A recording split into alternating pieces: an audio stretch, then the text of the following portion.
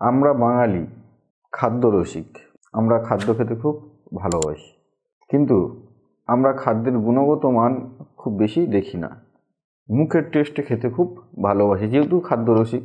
খাদ্য ভালো হলেই খাবো বেশি। সেই খাদ্যের মধ্যে কতটা পরিমাণে প্রোটিন আছে, কতটা পরিমাণে ক্যালোরি আছে, কতটা পরিমাণে ফ্যাট আছে, কার্বোহাইড্রেট আছে, আমরা ওটা ভাবি না। বাঙালিদের সবথেকে বড় সমস্যা বর্তমান দিন হলো গ্যাস, অ্যাসিডিটি, বদ হজম। আমরা সবাই আজ দিনের পর দিন প্রচুর পরিমাণে গ্যাসের ওষুধ খেতে থাকি।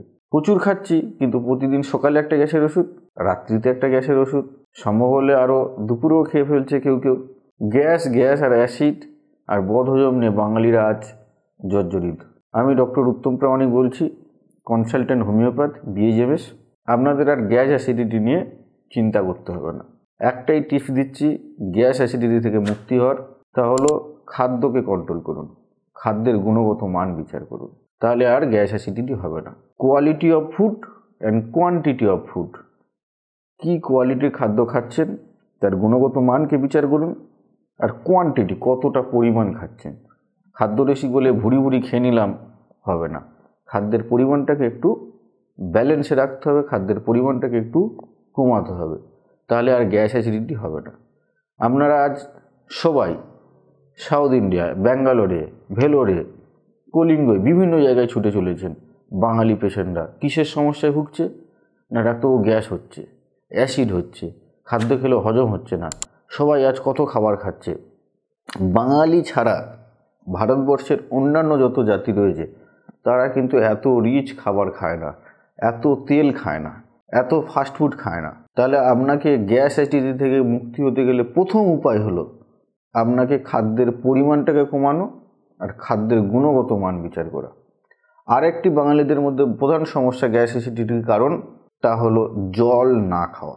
বাঙালিরা জল কিছুতেই খাবে না, জল খেলেও জলের পরিমাপ জানে না। বাঙালিরা জল খেতেই জানে না, কখন কতটা পরিমাণে খায়। কেউ কেউ পেশেন্ট এসে বলছে, ডাক্তারবাবু সকালবেলা উঠে তো আমি একসাথে 1 লিটার জল খেয়ে নিই, কিন্তু এটা প্রচণ্ড ক্ষতিকারক শরীরের পক্ষে। কেউ কেউ এসে পেশেন্ট বলে, ডাক্তারবাবু আমি তো সারাদিনে 5 লিটার জল খাচ্ছি, আমি তো জল কম খাচ্ছি না। কিন্তু না, এই যে 5 লিটার খাচ্ছেন সেটা যেমন খারাপ, আবার একসাথে এক মুহূর্তে 1 লিটার জল খেয়ে নিচ্ছেন অ্যাট এ টাইম, এটাও শরীরের পক্ষে খারাপ। জল খেতে হবে আপনার শরীরের ওজন দেখে, আপনার হাইট দেখে, আপনি কি কাজ করছেন তার উপর। জল 5 লিটার মানে খেতেই হবে এমন কোনো কথা নেই। জল আবার সকালবেলা উঠে 1 লিটার খেতে হবে তাও কোনো কথা নেই। জল সারাদিনে 2 থেকে 2.5 লিটার খান। যদি প্রচুর পরিমাণে ঘাম যায়, যদি ওয়েদার খুব হট থাকে, একটু জল বাড়াতে পারেন।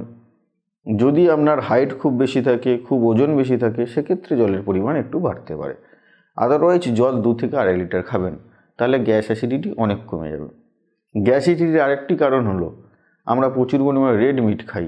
রেড মিটকে অ্যাভয়েড করবেন। আমরা প্রচুর পরিমাণে বাঙালি মিষ্টি খেতে খুব পছন্দ করে, যেটা খুবই মোটা হওয়ার পক্ষে কারণ এবং গ্যাস অ্যাসিডিটির অত্যন্ত কারণ। বাঙালিরা রিচ খাবার দাবার বেশি খায়, বেশি পরিমাণ তেলে ভাজা, বেশি পরিমাণে এগরোল, চাউমিন, বেশি পরিমাণে মিষ্টি, দুধ, চিনি, বিস্কুট, ময়দার জিনিস, লুচি, পরোটা, সব কিছুই খেয়ে নিচ্ছে। তাহলে স্টোমাকটাকে তো খালি রাখতে হবে, স্টোমাকটাকে তো একটু বিশ্রাম দিতে হবে। স্টোমাকের মধ্যে যদি এত পরিমাণে তেল জাতীয় খাবার যায়, এত পরিমাণে তেলের খাবার যায়, তাহলে স্টোমাকে কী হবে, গ্যাস অ্যাসিডিটি হবে। তার সাথে সাথে বাঙালিরা খুব ডিপ্রেশনে ভুগছে বিভিন্ন কারণে। ডিপ্রেশনের জন্য হজম হচ্ছে না, ঠিকঠাক মতো এনজাইম সিক্রেশন হচ্ছে না। এনজাইম যদি ঠিকঠাক সিক্রেশন না হয় তাহলে কি হবে, খাদ্যের মধ্যে এনজাইম মিশবে না, ডাইজেশন হবে না। আরেকটি কারণ, বাঙালিরা খুব তাড়াতাড়ি খায়। আজকের দিনে এত কর্মব্যস্ত হয়ে গেছে, খুব তাড়াতাড়ি খাচ্ছে। কারণ খাদ্য হজম হয় কিন্তু মুখ থেকে, মুখের মধ্যে অনেক লালা রশ্মি থাকে, লালা গ্রন্থি থাকে। সেই লালা গ্রন্থি থেকে লালা রস বেরোয়, সেগুলো খাদ্যকে পরিপাকে সাহায্য করে। তাহলে খাবারটাকে অবশ্যই চিবিয়ে খাবেন, মিনিমাম 30 বার মুখের মধ্যে চেবাবেন, তবে খাদ্যটাকে মুখ থেকে ভিতরের মধ্যে দেবেন। আমরা কি করি, খুব তাড়াতাড়ি খেয়ে নিই, খাবার বুঝি চলে গেল। এটাও কিন্তু একটা গ্যাস অ্যাসিডিটির বদহজমের অন্যতম কারণ। আর খেতে খেতে কথা বলবেন না, খাওয়ার সময় শুধু খাবেন, কথা বলবেন না, মুখ বন্ধ করে খাবেন এবং খাদ্যটাকে কিন্তু চিবিয়ে খাবেন, মিনিমাম 30 বার চেবাবেন।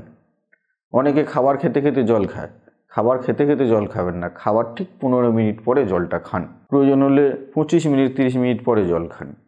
খাবার খেতে খেতে জল খেলে কী হয়, খাদ্য ঠিকঠাক মতো লালা রস মেশে না, স্টোমাকের মধ্যে যাওয়ার পরে হাইড্রোক্লোরিক অ্যাসিড বা এনজাইমগুলো রয়েছে সেগুলো জলের সাথে মিশে যায়, খাদ্যের সাথে মেশে না, তাহলে খাদ্যের সাথে যে পরিপাক সেটা ঠিকঠাক হয় না।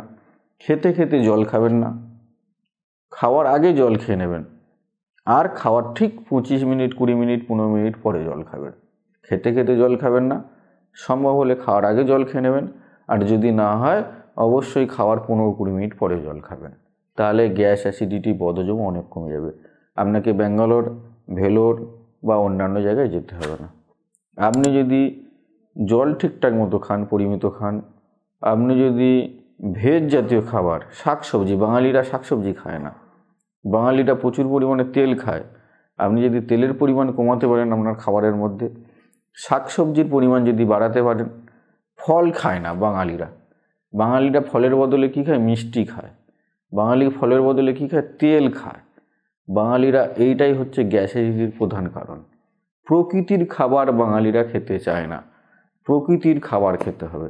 প্রকৃতির খাবার যদি খেতে পারেন তাহলে কিন্তু গ্যাস অ্যাসিডিটি হবে না। অনেকের ধারণা কি সকালবেলা ফল খাবো, সকালবেলাই ফল খাবেন খালি পেটে, গ্যাস অ্যাসিডিটি হবেই না। প্রকৃতির খাবার প্রথম দিন। আমরা বাঙালিরা সকালবেলা কী খাই, দুধ চা খাই, যেটা কী হয় আরও বেশি বেশি করে গ্যাস অ্যাসিড তৈরি করে। সঙ্গে কী খাই, ময়দার তৈরি বিস্কুট খাই, সেটা সকালবেলা কী হলো, সকালবেলা শরীরের মধ্যে বিষ প্রবেশ করে দিলাম, সেই বিষটা সারাদিন ধরেই থাকতে গেল। শুরুতে যদি স্টোমাকের মধ্যে বিষ প্রবেশ করান, দুধ চা, পাউরুটি, ময়দার তৈরি বিস্কুট, এই যে সকালবেলা শরীরের মধ্যে বিষ খেলেন, সঙ্গে দুধ খেলেন, চিনি খেলেন, আবার বিস্কুটও খেলেন, এটা কী হলো, বিষ গেল শরীরের মধ্যে, সেই বিষটা প্রথম স্টোমাকের মধ্যে গেল, যার ফলে সেটাই হচ্ছে গ্যাস অ্যাসিডিটি তৈরি করছে। তাহলে সকালবেলা যদি দুধ চা বিস্কুট না খেয়ে যদি 1 পিস কমলা লেবু খান, যদি একটু স্যালাড খান, ছোলা খান, কাঁচা ছোলা খান, যদি সম্ভব হয় একটু কাঁচা ছোলা, শসা, বেদানা, লেবুর রস মিশিয়ে চিবিয়ে খান, প্রকৃতির খাবার শরীরের মধ্যে স্টোমাকের মধ্যে প্রথম গেলে স্টোমাকে গ্যাস অ্যাসিডিটি হবে না। তার পরিবর্তে যদি আপনারা দুধ চা, চিনি, বিস্কুট খান, গ্যাস অ্যাসিডিটির পরিমাণ অনেক বেড়ে যাবে। ময়দার জিনিসকে অ্যাভয়েড করার চেষ্টা করুন, লুচি পরোটা খাবেন না, তাহলে কি আপনি সুস্থ থাকবেন, গ্যাস অ্যাসিডিটি হবে না। আপনাকে ভেলোরে যেতে হবে না, ব্যাঙ্গালোরে যেতে হবে না, টাকা খরচ করতে হবে না, গ্যাস অ্যাসিডিটি থেকে মুক্তি পাবেন। নমস্কার। যদি ভিডিওটি ভালো লাগে আমাদের পাশে থাকুন, বেশি বেশি করে শেয়ার করুন আর লাইক করুন, সাবস্ক্রাইব করুন। নমস্কার।